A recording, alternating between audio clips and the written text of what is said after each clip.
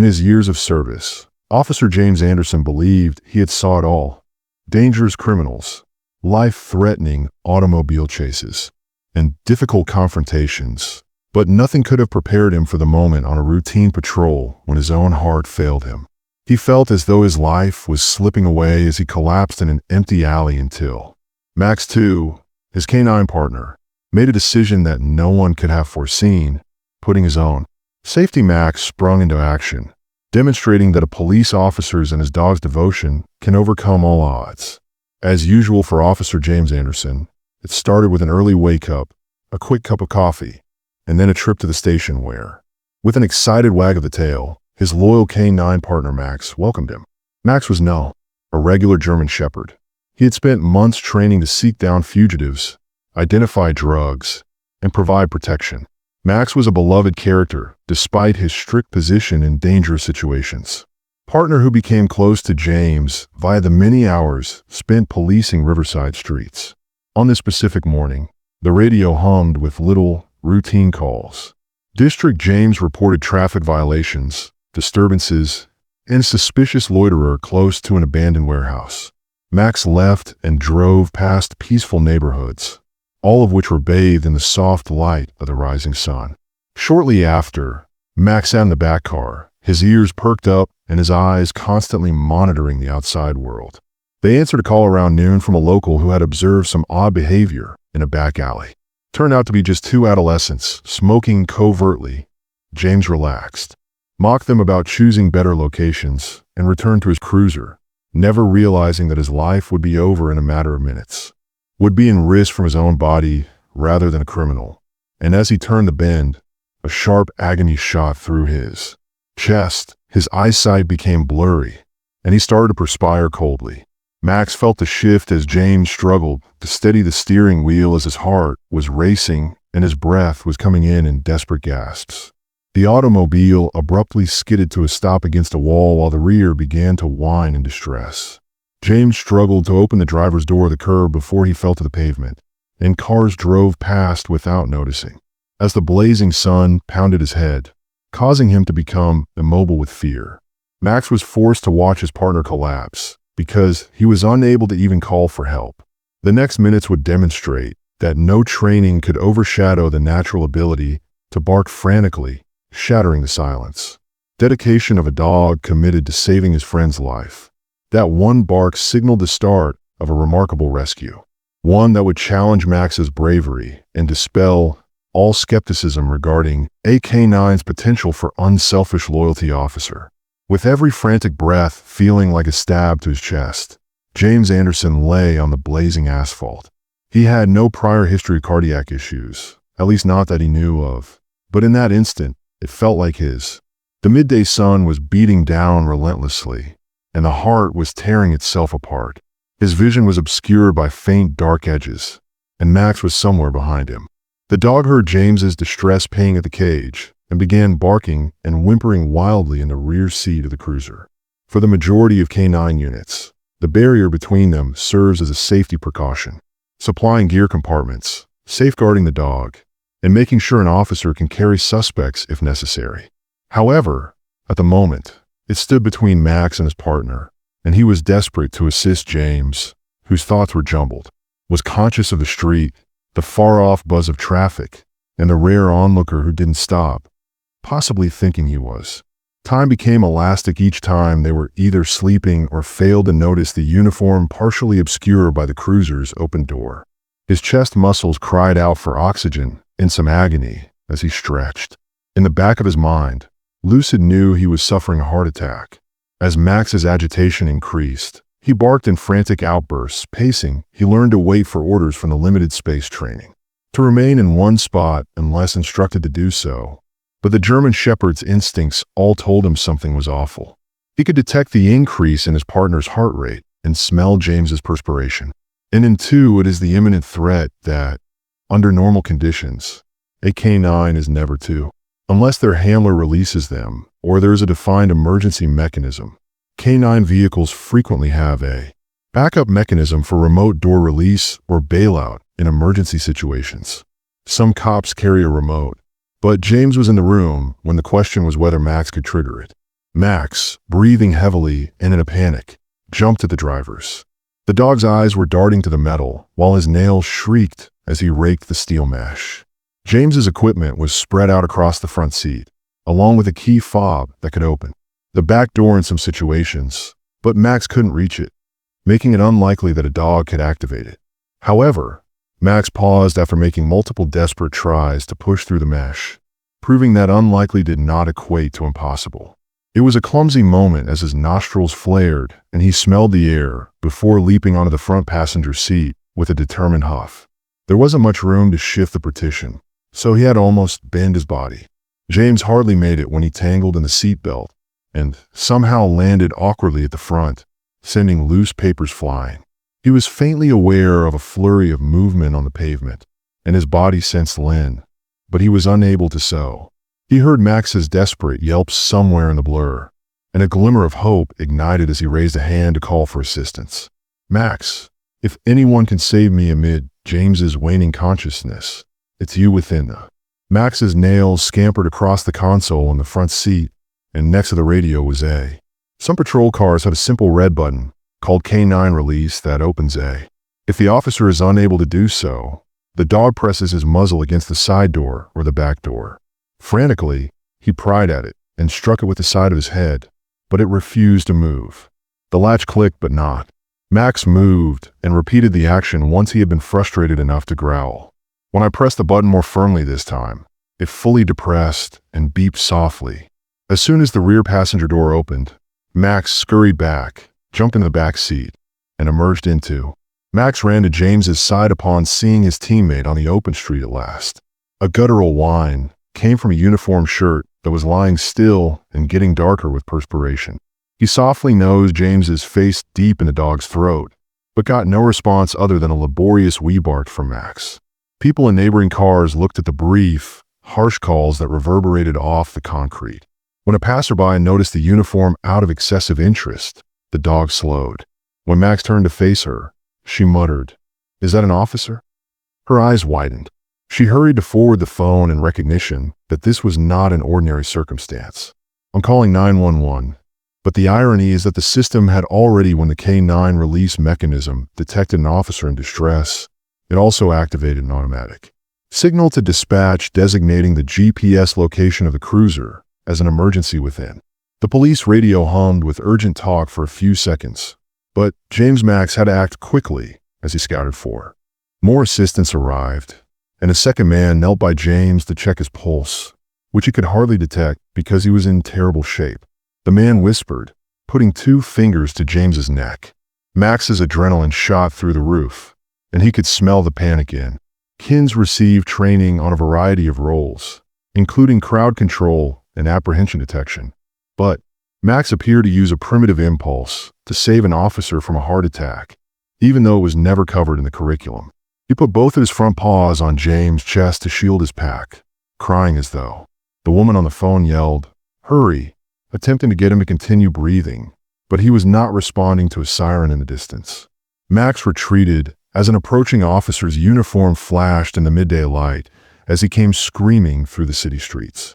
Away just enough to enable the emergency medical technicians to quickly deploy an EMT team from. Their ambulance skidded to a stop when a nearby station came, and they spilled out with a defibrillator and a gurney. Max stood sweeping away spectators, his ears pressed back in fear while paramedics made cuts. They shocked James's body by opening his uniform to insert AD pads. James caught a shock as Max barked, piercing the stillness with each yelp. The paramedics were stabilized by his raspy breath and then his heartbeat, followed quickly after connecting him up to oxygen and loading him aboard the gurney Max. However, officers held him tenderly, saying, "Easy boy, we'll take care of." The paramedic's eyes pinched at the edges as he said, "You did your job." It broke everyone's heart to witness a dog so upset about his partner's situation as the ambulance doors.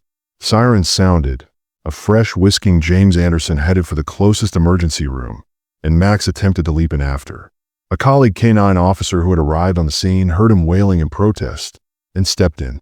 He assured Max that he would take him to the hospital in order to console him, but instead led Max to another cruise ship. The dog paced, and cried until he finally settled down next to the new cop, tired from the ordeal. Whispered comfort, not realizing that in the days that followed his actions, among law enforcement circles, a dog's unwavering devotion would become legendary. Bridging the gap.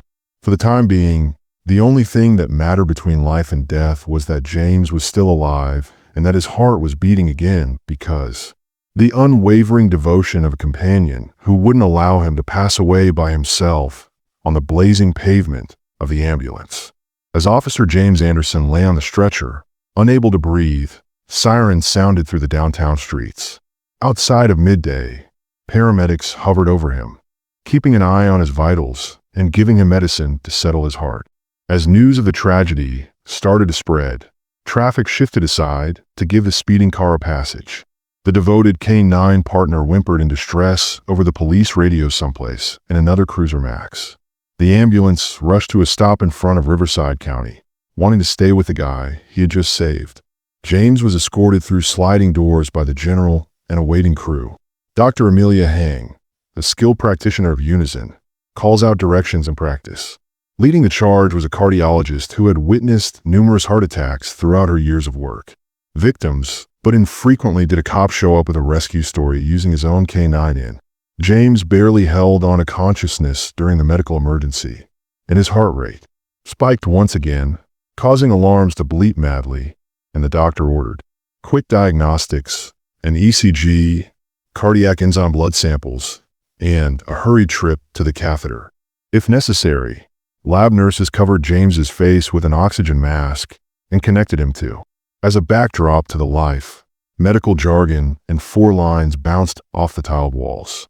While the death scene played out, James slipped in and out of consciousness whenever. When he surfaced, he could hear snippets of conversations, feel the crushing weight on his chest, and feel the rush of.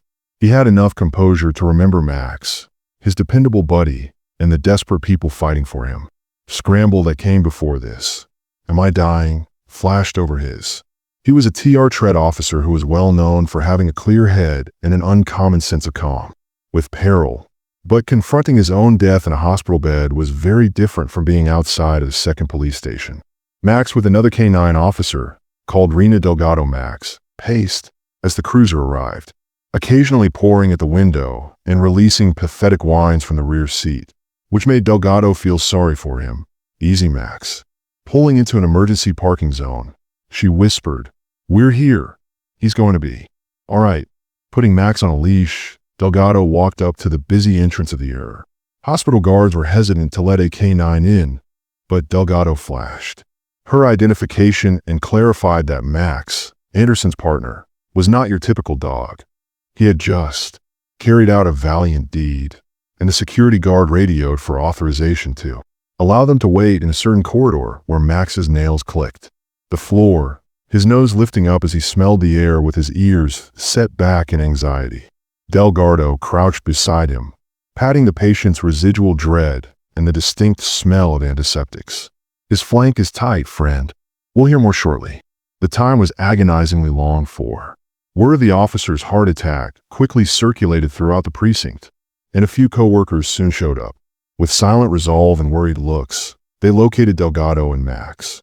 The dog's constant pacing while waiting for an update in the hallway demonstrated that the tension was mutually human, and both dogs dreaded the unknown, and at last Dr. Hang appeared, pulling her down. Surgical mask. The officer stood up when she appeared, and Max moaned softly as fear mixed with hope. Dr. Hang gave her a comforting nod as though he understood the significance of what she had spoken. In order to open his clogged coronary artery, we conducted an angiography and implanted a stent. Officer Anderson's condition has stabilized for the time being, but the next 24 hours will be crucial. Swept over the cops, Delgado murmured to Max and gave him a loving ruffle between the ears.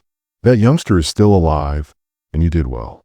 The word got out fast, and an officer on routine patrol had a heart attack, but his own K-9 saved him.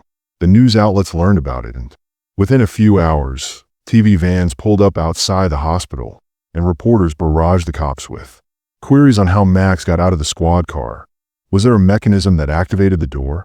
Chief Rossman, the head of the Riverside Police Department, arrived with a dog specially trained for medical crises. Facing the media, he stood stoically in front of the microphones outside the hospital door. We can tell from his facial expression that K9 Max went above and above to warn onlookers and free himself. His prompt effort from the cruiser surely helped Officer Anderson survive, and we are honored to name him. They both worked in our hospital administration department and provided a special permission that allowed Max to. The hospital's public relations spokesperson stated that staying on the scene to console James after he awakens is the least we can do. Late that night, the healing process depends on the relationship between a service dog and its officer. When James opened his eyes in the intensive care unit, he saw a blur of fluorescent light tubes, and his body was crisscrossed with cables, and he felt weak as pain shot through his chest. However, alive, a brittle memory of victory flashed back in fragmented pieces. A nurse hovered close by while the car drifted and Max barked in anguish in his chest. "Officer Anderson, you're in the Riverside County General ICU. I noticed you was awake. You experienced a heart attack, and after receiving emergency care, you are now stable." Nodded feebly in relief, but with a hint of lingering apprehension. Quiet footfall came.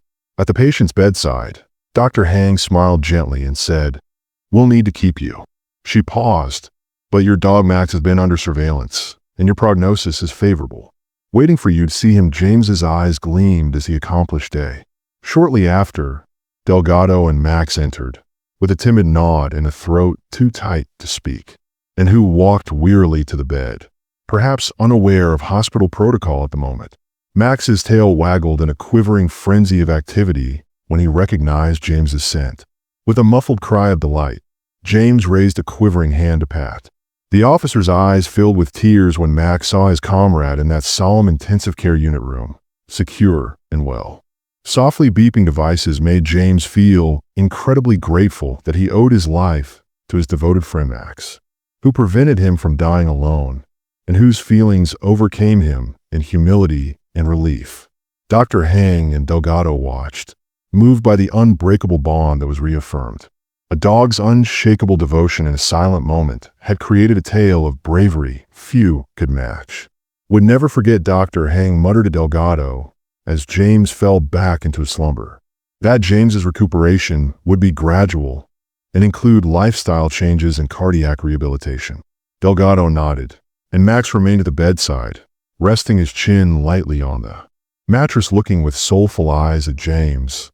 The unlikely rescue that had occurred just hours prior indicated a new chapter in their collaboration rather than its conclusion, one in which James would require Max's unwavering emotional support, and the location where Max demonstrated his exceptional dedication would be. Known as a true companion and a hero who defied fate, he was much more than just a K9 officer. Long before his time, the sun painted the sky in subdued colors as it dipped low over Riverside County General. The hospital was silent and tense, and Officer James Anderson had stabilized in the intensive care unit, and the tale of K9 Max's incredible rescue was already well beyond the city limits. The doctors closely monitored him to make sure his heart recovered from the terrible incident. Max periodically cuddled up on a tiny pad close to James's bed, raising his head in response to footfall. A nurse entered to replace an IV bag and gave the dog a thank you. Everyone was happy to hear that James's life had been saved by Max's fast thinking. After seeing a K9 in the ICU was strange but reassuring. It seemed like every employee understood the Dr. Amelia Hang's James's attention in the hallway due to their need for companionship. "James is getting better," according to Dr. Hang, who spoke with Captain Ellis, the leader of the precinct where he served. However, it remained a near miss for a few more minutes without help from Captain Ellis, a tall, serious man with a solid jaw, let out a breath and brushed his buzz-cut hair. "It's unbelievable that he didn't. Prior to symptoms, James always appeared fit, but we all push ourselves," he murmured. Dr. Hang sometimes nodded, her eyes straying to the room where James was sleeping. "We'll have to keep an eye on him for issues, arrhythmias, and possible clots, but I'm hopeful he owes that." Investigator Sandra Delgado, who had brought Max to the hospital, has a debt that I doubt he will ever be able to pay back. Close by, waiting for any indication that Max needed a discussion or that James might want to. Although the official report stated that James simply collapsed from a break, Jane couldn't get rid of the mounting uneasiness. Unexpected heart attack. But there were whispers circulating the station that James had been under a lot of stress because of a secret case, a large operation that some rumored had necessitated close, continuous overtime. He wasn't getting enough sleep, and an officer had told Delgado that he hadn't eaten well since that last. Delgado questioned whether the incident, where everything almost went wrong, could have caused his unexpected health problem. Consequently, the district may come under fire for overworking its employees, or at the very least, encouraging a culture of disregard. Late that evening, when James was sufficiently aware to respond, she intended to gently inquire about his personal health because the hospital. As the night grew quiet, a nurse noticed a stranger loitering close to the intensive care unit security desk. He was wearing a simple black jacket with the collar pulled down. The high face is partially hidden by a baseball cap. The man muttered something about going to see a friend before ducking down when asked if he needed help. When the nurse noticed something strange in the side hallway, she quickly notified hospital security. The guards began a silent search, but the man appeared to have disappeared. The occurrence startled them. Could this be another? Was there another James sleeping fitfully, half propped up by pillows? Or was there a curious onlooker who had heard about James' rescue? Dr. Wong's footfall made a soft sound while Max slept at the foot of the bed. As she arrived, she took his blood pressure, checked his monitors, and pattered against the glossy floor with a stethoscope. Noted progress. James opened his eyes and said, "Hey doc," rasping. She nodded reassuringly, her voice scratchy. "Your ECG looks promising. We may move. If this pattern persists, you'll be out of the intensive care unit in a few days," James said with relief, mixed with residual dread. "And they're not throwing him out, are they?" She let out a quiet laugh. "And now that everyone has heard the story, they want to." She paused before adding, "You really scared us, Officer Anderson. Heart attack at your age. Perhaps we could talk about changing your lifestyle once you're stable." His eyes dropped to where? I assume I omitted to mention that Max slept with his muzzle resting on his paws. "Take care of myself constantly on the go." Dr. Wong's piercing wail of an alarm arm interrupted the talk. The pager vibrated, displaying an urgent code on the heart ward on the 5th level. Looked at James with concern, and the ICU staff acted quickly with a few nurses. A quick message in code Blue 5th was made over the intercom as they hurried past the entrance. James's heart clenched when he saw the 4 code blue. Was it another patient experiencing a crisis? Dr. Hang rubbed his arm and said, "Remain calm and let's deal with this," before leaving. Quickly left James alone with Max, who awoke to the noise of a disturbance. He gave a low whimper, his eyes moving to the entrance and his ears perked up, as though requesting authorization to examine James, who was still too weak to sit up completely. Gave a faint. The dog was still agitated, but smile, calm down, buddy, and let the medics do their work. After a minute, the alert unexpectedly stopped, and a tense silence descended. Quickly approaching footsteps caused the door to suddenly swing open, showing Captain Ellis's frantic visage. "James!" Ellis stepped in and pointed to Max, saying, "We have another officer in a situation." James's eyes dilated as he slumped upstairs from the precinct with chest symptoms and was being stabilized. Ellis was shocked and swallowed hard, but Officer Bennett cleared him. For years, he has had minor hypertension in his throat, but nobody anticipated this. Now we've had 2 heart problems in the same force almost on the same day, and Ellis's rage and anxiety began to creep into. James felt a cold in his voice as he voiced a question. Could this have been a coincidence? He doubted it, because 2 officers were struggling under a lot of labor, from cardiac events, or did James and Ellis experience an additional weird tension? Bard gave fees. Unspoken mutual understanding. The precinct had been pressuring everyone to put in a lot of effort on. Stress in high-profile situations coupled with little sleep might undoubtedly result in health issue. But was there a deeper theme? It appeared like there was a silent wave of shame. Through Ellis's stoic manner, "I need you to concentrate on getting Ellis better," stated softly, seemingly ignoring any conspiracy theories. "We'll find out what's going on. But in the meantime, you rest, James." Max may have let out a faint bark as his heart raced with concern for Bennett due to the increasing pressure the department was under. Sensing the tension, James leaned back against the cushions as Ellis departed. Headache pounding behind his eyelids if Bennett's collapse was actually another stress-induced heart attack.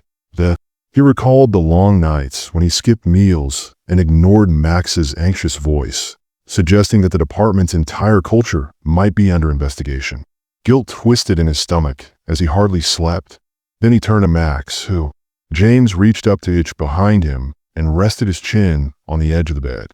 His faithful friend's ears serve as a living reminder that loyalty can save lives, but it cannot replace self-care because James's chest strain was now emotional rather than merely physical. Weight of witnessing his second officer go down.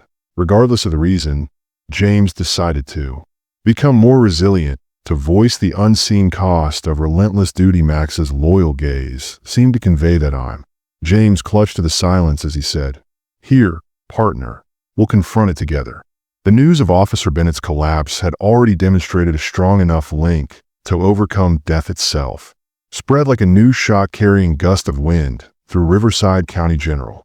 With worry in its aftermath, hospital employees who had only started to unwind following James's crisis suddenly found themselves. They hurried the recently arrived patient into a nearby intensive care unit room in anticipation of another emergency. Officer James Anderson struggled with his feelings of shame and anxiety as a flurry of activity left the hallways humming with tension. Having just barely processed his own near miss, he looked at his heart when he learned of Bennett's arrival. On 4 lines, recalling the fear of losing bodily control, Max, choosing up on his partner's restless energy, slid closer and lay down next to James's side. The dog let out a faint whine. James reached out and let his hand fall to his throat as though to say, "I'm here and you're not alone." Fingers slowly gliding over Max's thick coat while the hand rests on his head. "How? Before anything changes, many of us must collapse," he whispered, not addressing any specific person, but the anxious expression on the dog's face reminded him of all the times Max had gazed at him with the same worry, urging him to. Perhaps Max had known all along that the pauses he'd disregarded or the advice to go outside for fresh air had been dismissed. Captain Ellis, pacing by the intensive care unit station, put a phone to his ear because the pressure was too great. "Yes, Chief, it's he said in a hurried voice. "I've requested a departmental wellness check we need to do." The second officer in as many days. I understand the high profile, yet he paused to listen. "Take stress injury seriously. Case, but keep in mind that these are people, not machines." "I'll keep." "Detective, you informed me that he ended the call with a look of displeasure on his face. The person who had brought Max to the hospital, Sandra Delgado, first came up to her and asked how Bennett was doing." Questioned in a low voice, Ellis shook his head and exhaled, "Not great, but stable. They're keeping a watchful eye on him."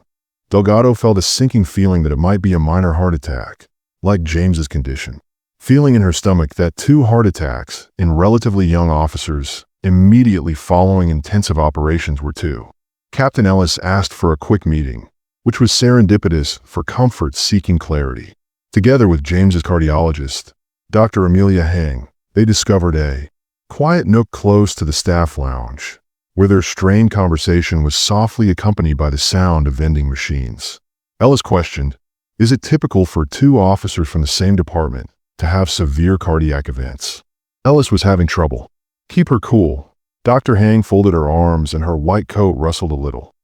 "According to statistics, stress, bad diet, and lack of sleep are uncommon, but not impossible." Ellis scratched his temples, saying, "These factors compound risk, especially if they share high-press work conditions. We conduct a demanding department, but I never imagined it might cause men to have heart attacks." He sighed, looking into Dr. Hang's eyes. "We do," and she shrugged sympathetically, urging mandatory health screenings, more regular breaks, therapy, or anything else that enables cops to relax. "Look, Captain, I can't change the culture of your department, but I can tell you that," she said. Making these men push themselves so hard is a recipe for more crises. Her words hit Ellis like he became aware of how frequently they had praised overworking, associating it with commitment, and now 2 of us were suffering. "Thank you for being honest," he said, his voice muffled. "I'll take it up the." The recently arriving cop was lying on a chain with an oxygen mask put on and his eyes half closed. Detective Delgado, who had obtained authorization to pay him a quick visit, stood. She had known Bennett, a cheerful man who was always prepared with AIP, quietly by the bed. However, the man in front of her was pale, worn out, and burdened by tubes. She said, "Monitor, we nearly lost you. Why did we allow ourselves to reach this point?" Back in James's room, the K9 curled up in Bennett, too weak to reply, only squeezed her hand in acknowledgement. The nursing staff noticed his partner's bedside whimpering occasionally, that remarked on how uncommon it was to witness a working dog in such obvious suffering. But the crew was unable to ignore the dog's positive impact on James's emotions each time his pulse rate increase came. Max would complain or prod his companion due to nervous thoughts, and the monitors would progressively display James's heart rate. One nurse quipped that we might start recommending a K9 visit for everyone when they calm down. Heart patients gave a few weary smiles, but underneath the humor was a sincere point Max was making. Late that night, James needed emotional assistance just as much as medicine to help him deal with this life-altering incident. James found himself awake with sleeplessness brought on by hospital activity fading to its usual nightly silence. Max slept lightly while mulling about the negative effects of his drug and his whirling concerns. The overhead lights in the hallway cast an extended glow on James's arm. Occasionally, a passing nurse will break the rectangles while gazing at the ceiling. James had been rejecting Max's warnings for weeks, but he finally allowed himself to face the unpleasant reality of anxious eyes when James skipped meals and insisted on drinking wine when the nights turned to. He muttered, "I should have listened to Dawn during stakeouts and forlorn barks when days off were abandoned to Chaz Leeds," voice breaking with regret that he may not be here today if it weren't for Max's exceptional behavior the day before. Have you ever considered that? His chest clenched, but not because of any physical discomfort. But gradually he reached out to rest under the weight of thanks and remorse. The dog moved closer as he placed his palm on Max's flank. "Thank you," James said, tears welling up in his eyes. "I swear I'll make that silent vow a flicker of determination sparked." He would advocate for a healthy environment for himself and his colleagues. Officers no longer experience sleep deprivation, and their reckless disrespect for personal boundaries is costly. Was too high, and James' heart attack's repercussions would reverberate throughout the department in the days ahead. Captain Neese would advocate for changes, such as required examinations and stress reduction programs. A pet's health might lead to a discussion on mental health and policing around the city, but for the time being in this tiny, one man and one dog in the intensive care unit confirmed their relationship, which had kept them together during their darkest moments, and pledged that no duty was worth putting their lives or one another in danger.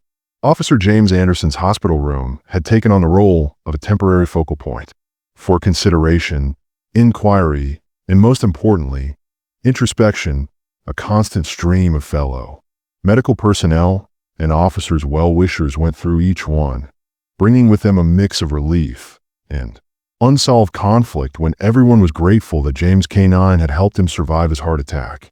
Partner Max, the more general question of why it occurred remained unanswered.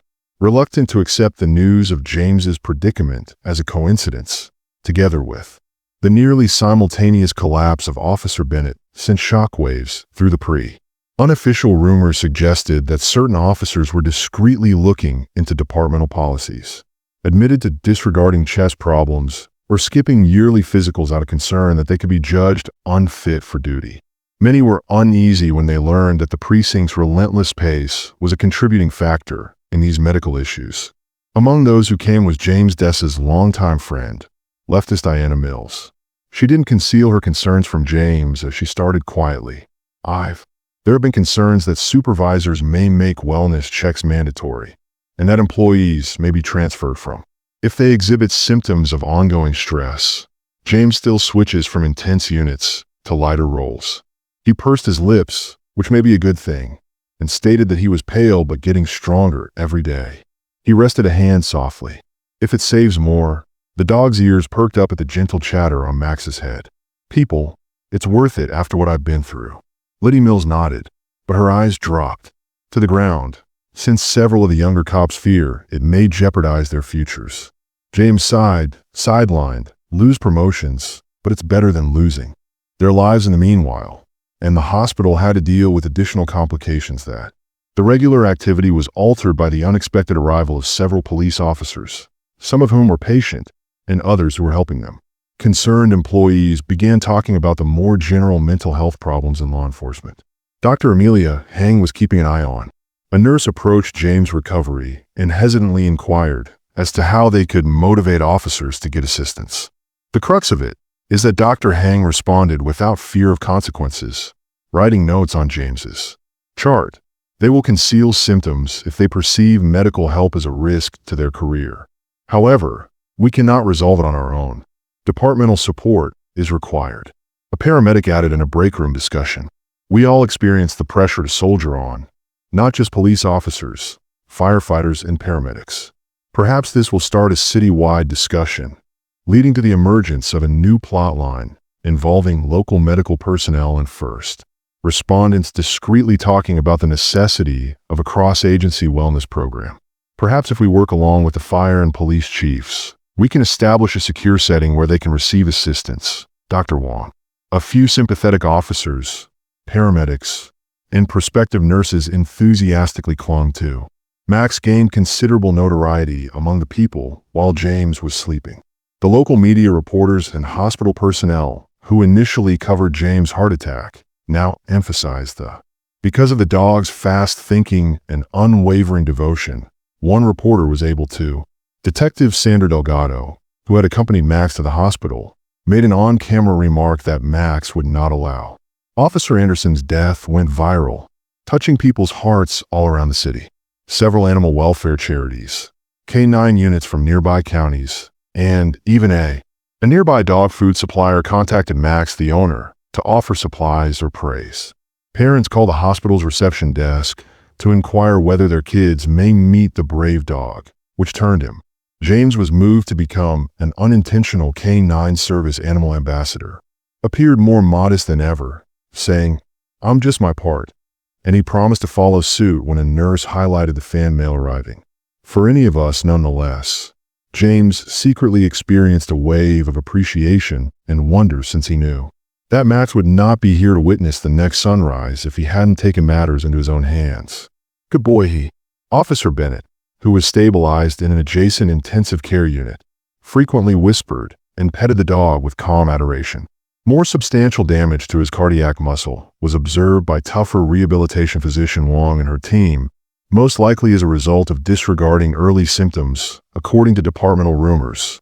Bennett told a buddy about his chest issues a few weeks prior, but Captain Ellis, feeling the burden of leadership, visited Bennett despite refusing to consult a doctor for fear of being sidelined.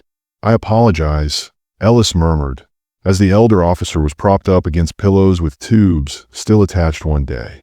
Bennett managed to grin for a week despite the lines of anguish imprinted on his face. "Because we pushed you and everyone too hard. I believe I could manage it because I didn't want to disappoint the team.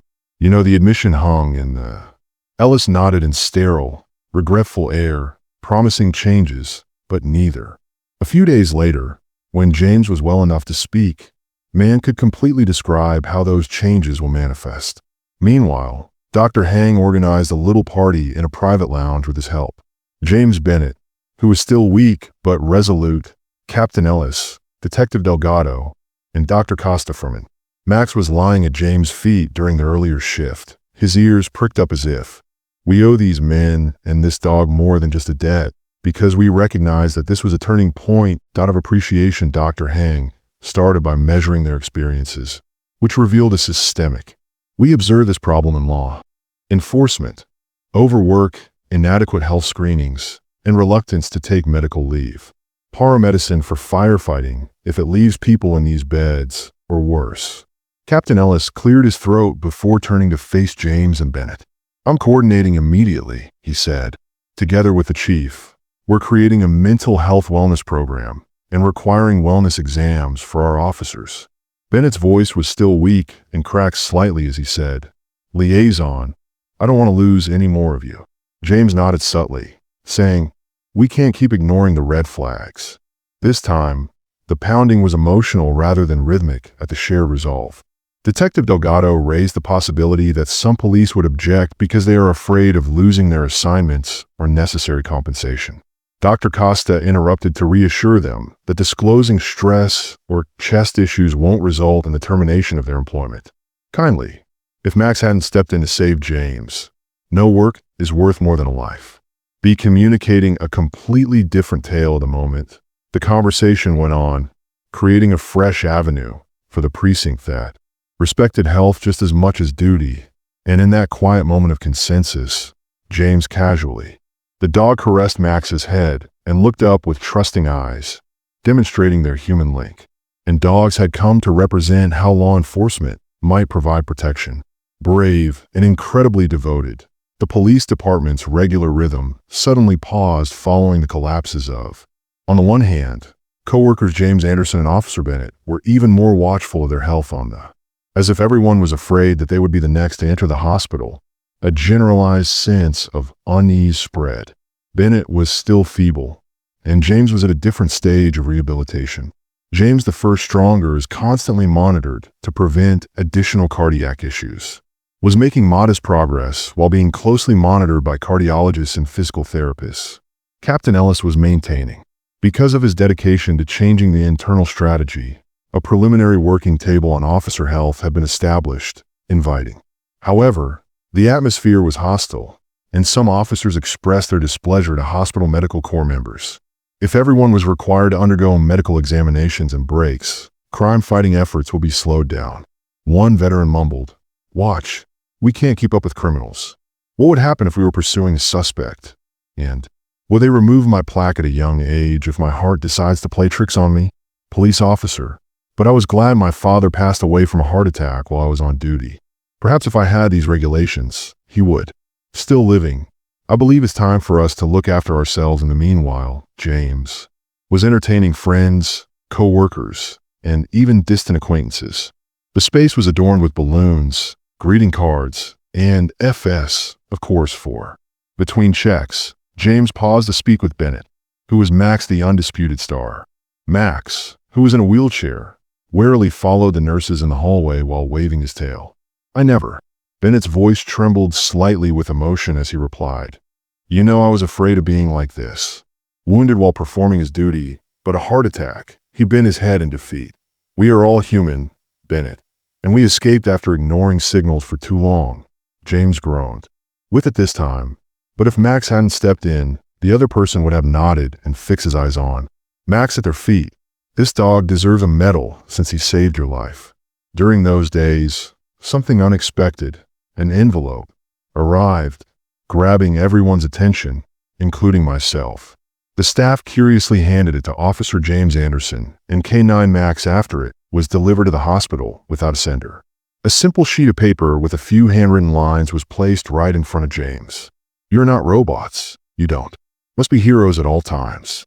We appreciate you demonstrating to us the need for bravery and heart, as well as the delicate nature of the line." Between them, there is no signature and no indication of the author, possibly a citizen impacted by the story or a co-worker who is scared to reveal himself. James read those words multiple times for the first time. As James' health improved, he felt as though he had made a difference in both his own life and the lives of others. The doctor suggested a lengthy recuperation period. Therefore, it would be prudent to lessen the rigorous patrol activities, Dr. Hanks stated, firmly for a few months at least, and consider re-evaluating your work. The prospect worried James, who enjoyed his profession, saying, "I don't want to see you back on this bed in a worse condition." Thought he still had a lot to offer. What about Max? Should he have sat in his room, silent, and away from the K9 unit? As Max gazed at him with those devoted eyes, James wondered if he would be a desk cop. He shuddered at the thought of leaving his loyal partner behind when he was moved to a younger partner.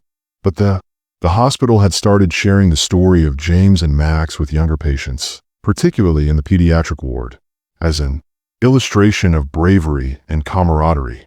Thus one day, Nurse Lucia Fay brought, in front of James's chamber, a wheelchair-bound child who had been sick for a while timidly asked whether he may see. With the doctor's approval, the small boy was welcomed into the room by James, the rescue dog, and Max.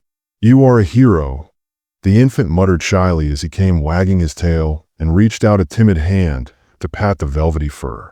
For a brief moment, the room seemed to glow with a rare smile that the nurse returned. Fortunately, a dog that had saved the life of an officer was now. Driven by these feelings, James started to provide a little moment of happiness to a youngster who was facing illness. Considering how to make the most of his experience, he discussed a potential concept with Delgado and the hospital personnel. A program of trained canines visiting pediatric wards to provide comfort on. He clarified that he was referring to animals trained for patient contact as pet therapy, not typical patrol dogs. We may broaden the idea of pairing ill kids with particular dogs. The proposal was first excitement, but also with certain logistical and regulatory concerns, but just discussing. If Max had been able to save an officer in danger, it would have inspired hope. Who knew what help he may provide to an officer experiencing burnout or a child fighting his own illness? Dr. Hang warned him to get healthy first after hearing that. Also, keep in mind that you need to rest and rehabilitate your heart, since without it, you won't be able to save the world. James nodded and grinned slightly, saying, "Save yourself." He had previously talked to. Captain Ellis was aware that he would have to miss a significant amount of duty after being released. Nevertheless, Max was inspired by the prospect of assisting the department in creating a strategy to lessen operational stress.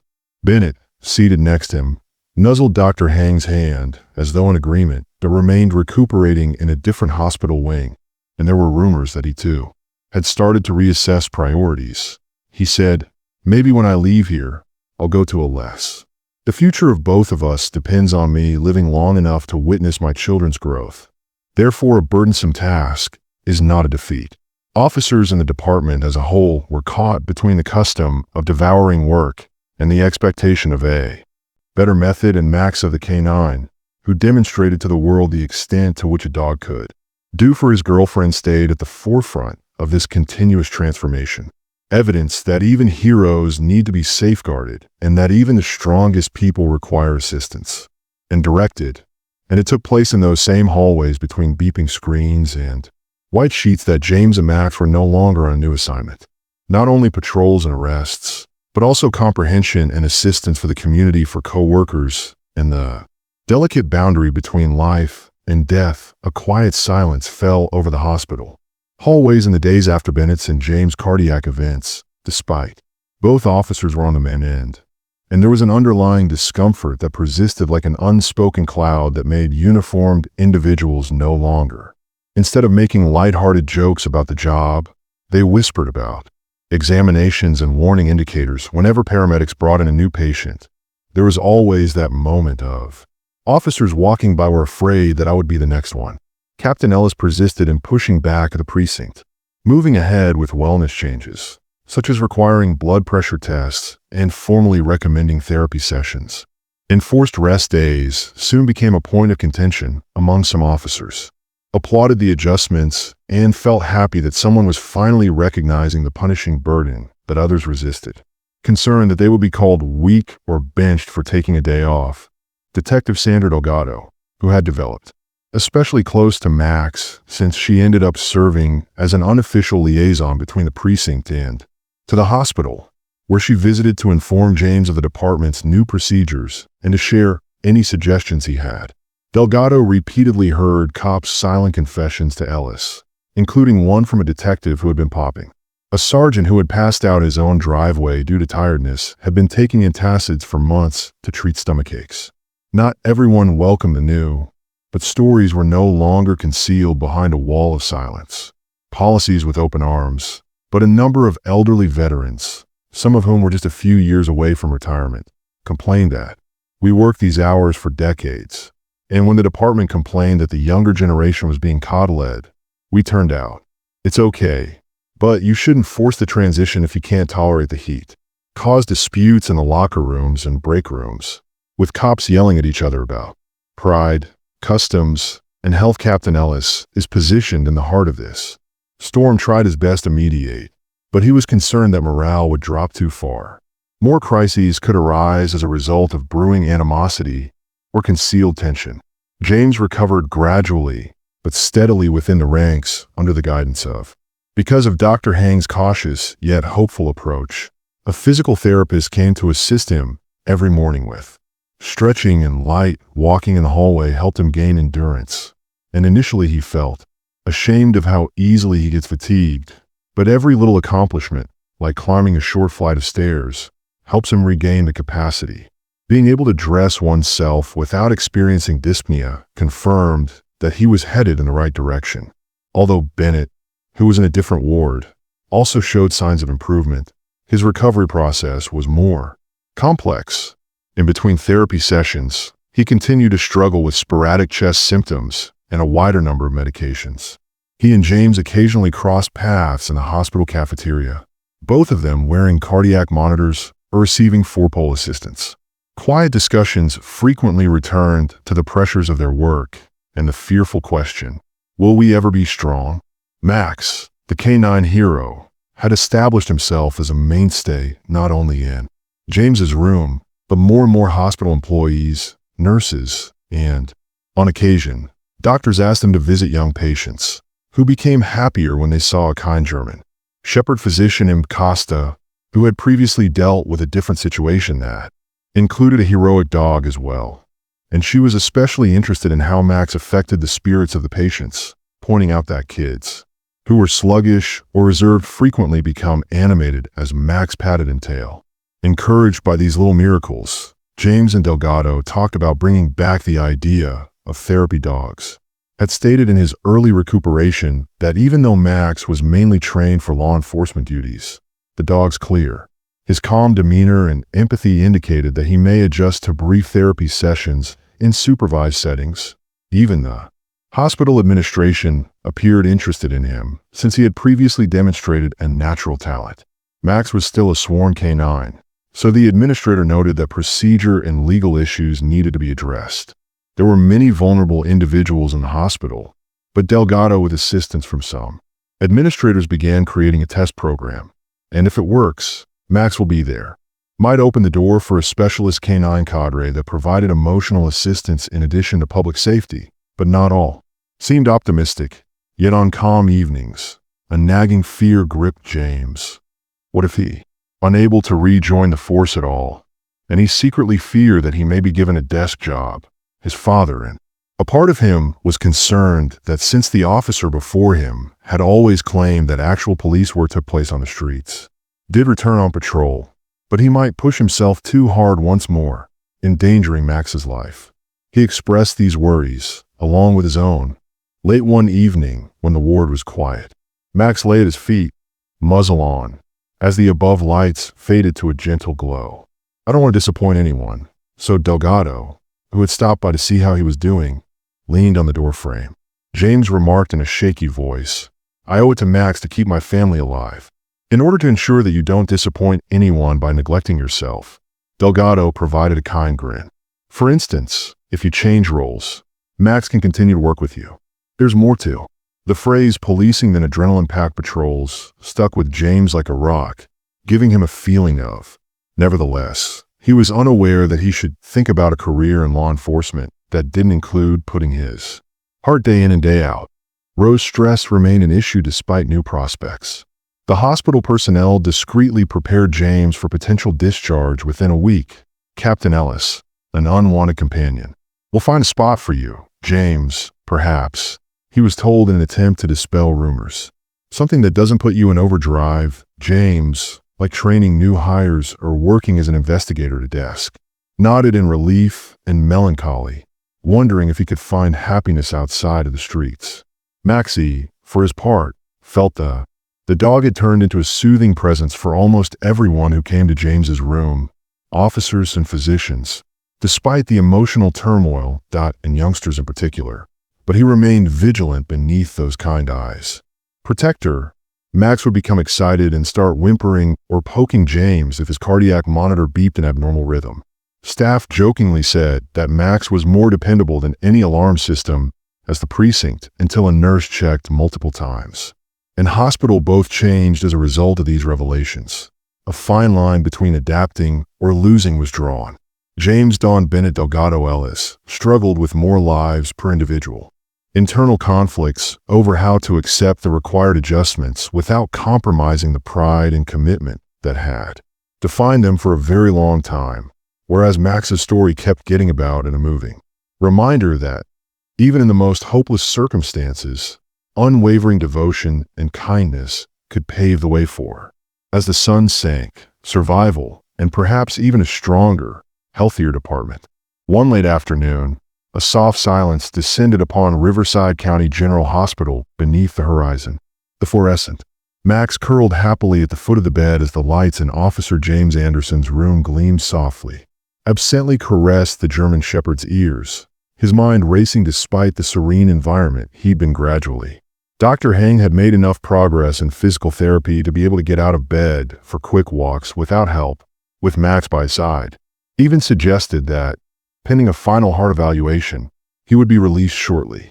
However, James was unable to stop the emotional roller coaster every time he thought about leaving the hospital and going back to the force as the person he was previously. But then he remembered collapsing. As the Stark realized he had almost died, his chest began to seize in that alley with excruciating anguish, and he jumped back. Worth the risk. And what would happen to his K-9 partner Captain Ellis if he entered the same high-stress scenario? Earlier that day, Detective Delgado had come to inform them that the department was creating new guidelines. A desk job, or for cops recuperating from medical issues, especially those with heart conditions. Administrative work was probably done for Max, a specialist K-9, at least temporarily.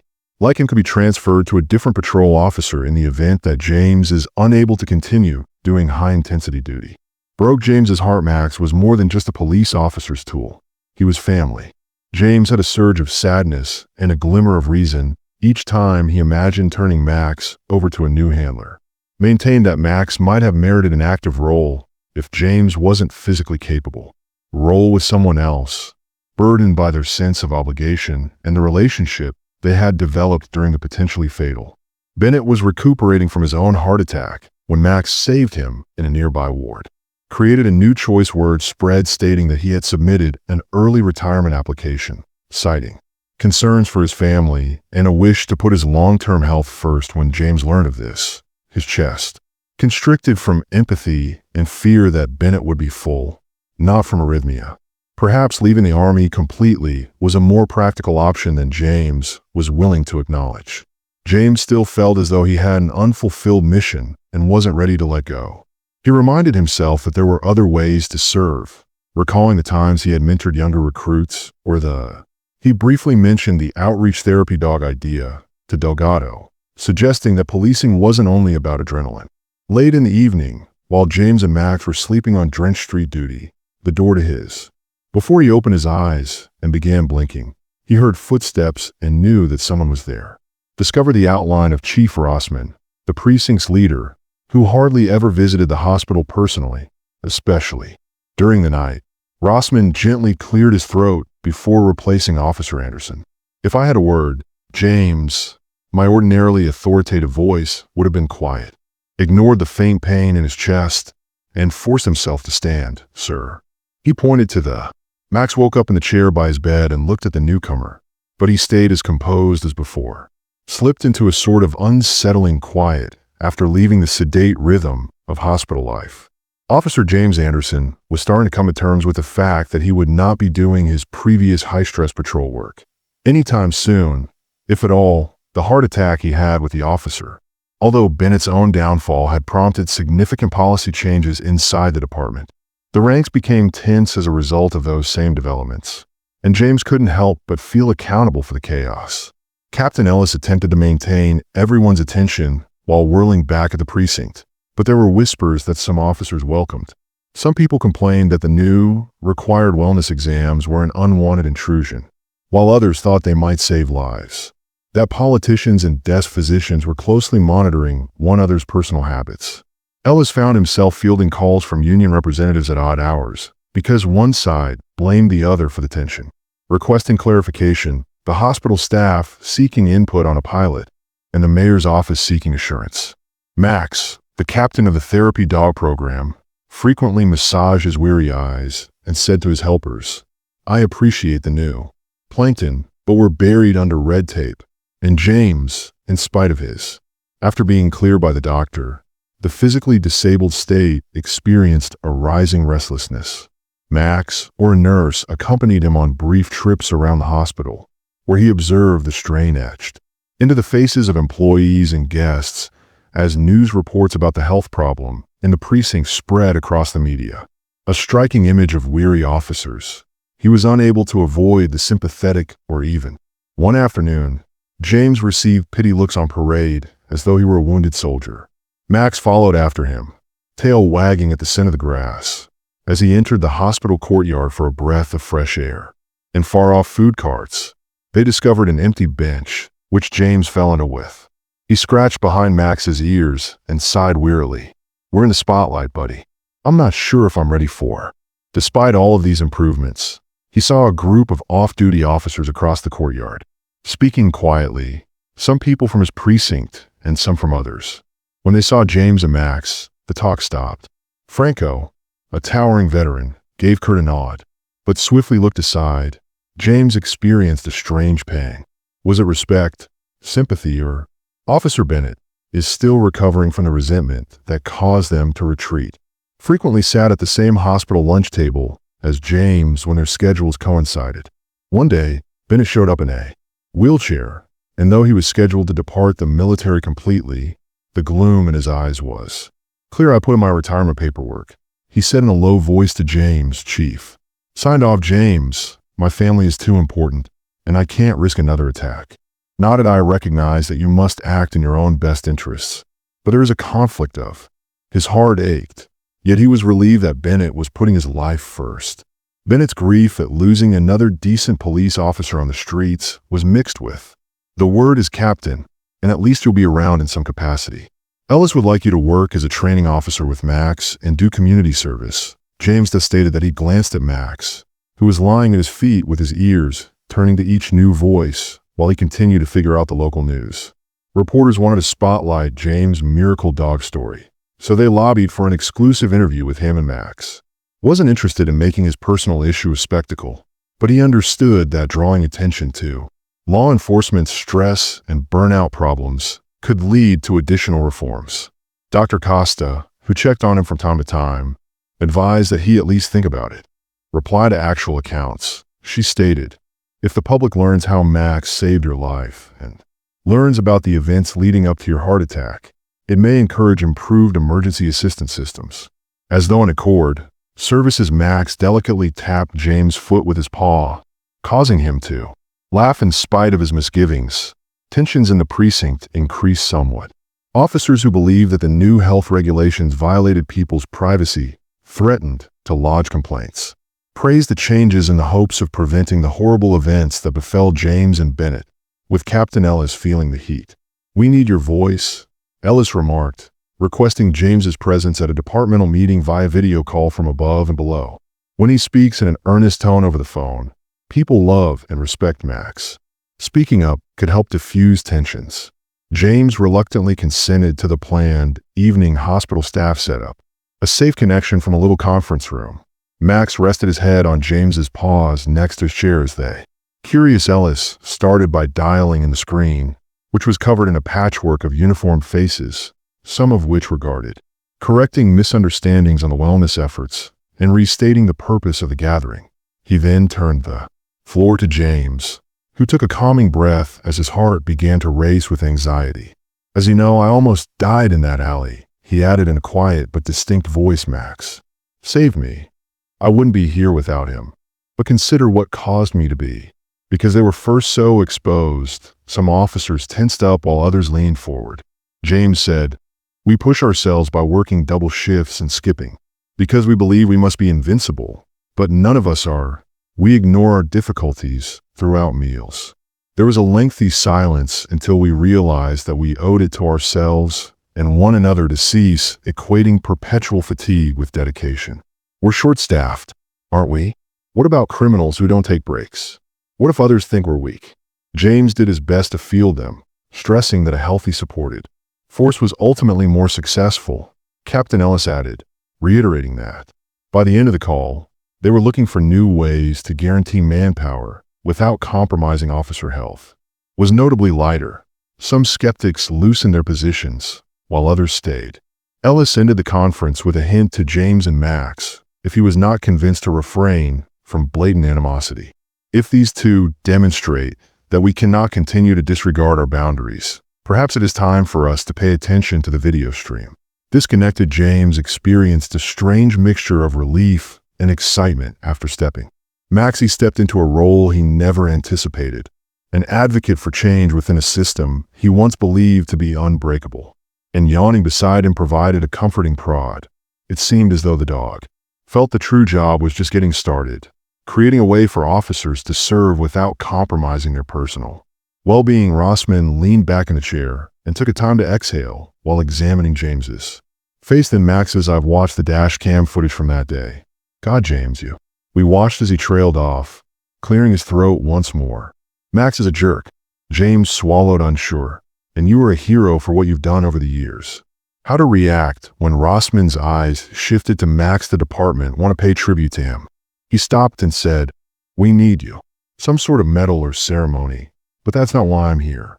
James works as a liaison or training officer for K-9 programs on the inside. "Although I'm aware that you're not yet, and perhaps never will be, fit for the streets, I'd hate to lose your experience." And James is experiencing a rush of relief mixed with worry because of your link with this dog, who is providing me with a new path. Realized, but he's still worried about whether the part of him that enjoyed active policing would be satisfied by such a post, and whether he managed the residual guilt if someone else brought Max into the field. For a little period, Max's steady voice would be the only sound. Rossman's gasping eyes fell to the ground as he looked at the departments under.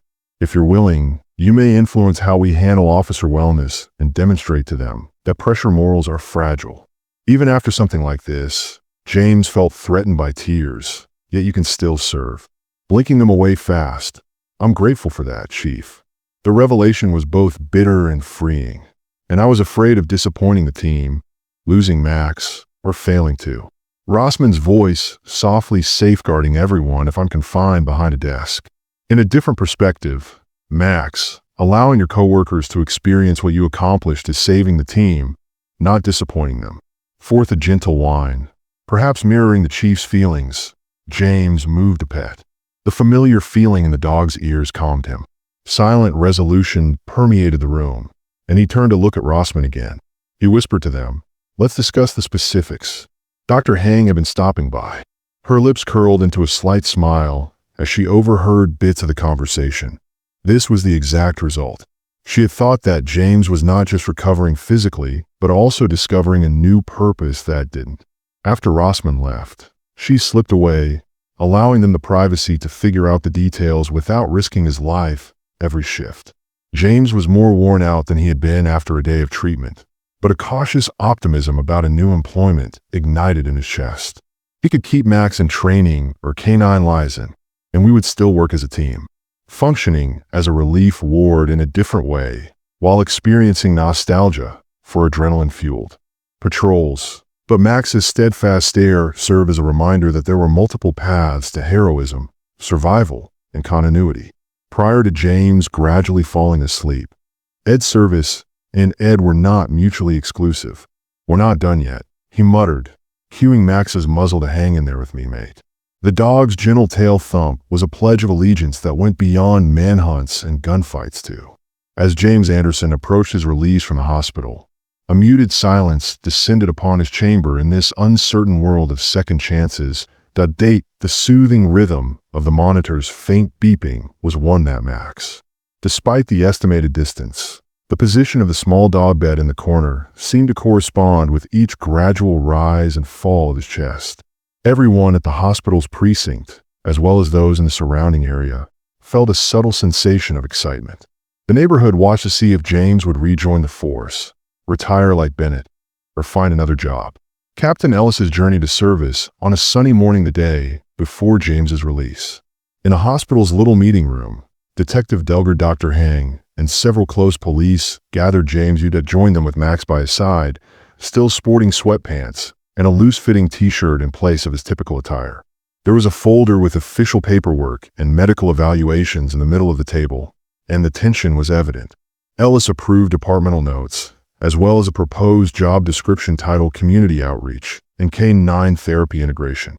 We've been talking about this pilot program, and he's tapping his throat on the folder, murmured softly, looking directly into James's eyes. "We want you to lead it, James." Looked about and noticed that the heart was pounding with more than just leftover cardiac tension. Idea of assuming a specialist position that focuses on officer wellness K-9. It was thrilling to have therapeutic visits and to bridge the gap between community care and high-pressure policing. And intimidating, yet I'm grateful that he controlled his voice well. He turned to Dr. Wong with his worries, and he said, "I'm clear to leave the hospital, but my physical condition isn't at its peak." Dr. Wong smiled gently. "Maybe I'll ever be the same officer I was before." She stated the same thing, "But you can still be a great officer in another role. Your heart requires less stress. Regular follow-ups and a well-balanced schedule don't indicate that you're not capable of contributing. Rather, it simply indicates that you need to adapt." Ellis's nod, and from a law enforcement perspective, we require your experience. The fact is that many policemen endure silent suffering. If you can demonstrate to them the need of self-care with Max by your side, it might change our culture. A silence fell as James pondered those statements, returning to the line of anxious junior policemen outside Bennett's hospital room, an emotional outburst that almost resulted in his death. And he might repeat the same stress patterns if he went back to stand patrol. Had caused his heart attack, but if he didn't return at all, he would lose his relationship with Max and the feeling. Detective Delgado's new role might be a compromise of the sense of purpose he'd enjoyed since joining the force. Cleared her throat, but we must also discuss Max, who is a certified patrol K-9, trained to discover and apprehend suspects. But we've all witnessed his proficiency in giving emotional support children in the hospital, and by acting above his normal training, he essentially saved your life. If we proceed, we'll have to reclassify him for therapy sessions on a part-time basis while keeping some of his patrol skills. James's eyes shifted to Max, who listened intently, making me unable to bear to watch him moved. He acknowledged, his voice nearly shaking, "He's more than a spouse. He's my buddy, he's family," and a tiny surge of empathy washed over. Dr. Hang put a hand on James's arm as he passed through the room, and then it relaxed. "We adjust to your new." Actually, we allowed Max to assist in a different way, still as a K-9, but with activities centered toward treatment. Added, and your risk would be reduced, and you would be in a supportive position. We'll receive pushback from Captain Ellis, who acknowledged the ongoing tension in the department by scratching his jaw. Some traditionalists think that a K-9 is only used for patrol and that a police officer with a heart ailment, if at all, belongs behind a desk, but perhaps we can demonstrate to them that law enforcement can be more expansive, allowing an officer who has survived a heart attack to continue serving effectively. James breathed a sigh of relief. This was the last thing he needed. Formal backing from above, mingled with trepidation for his new road. "I accept," he answered quietly, his voice trembling, revealing both nervousness and moments thereafter, news broke that James was signing. "So let's do this with joy." Documents to verify his transition, as though Bennett, the Q officer, was outfitted in. "I heard you paving a new path," as I approached at the conference room doorway, wearing civilian clothes and using a cane for balance. "I'm proud of you, James," Bennett replied, a small smile pulling at his lips. Went over and clasped Bennett's hand. "I hope you stay, but I understand that you have." Bennett nodded. "To do what's best for you. Similarly, we both have to deal with the worst." Max ran over to Bennett, sniffing about his cane.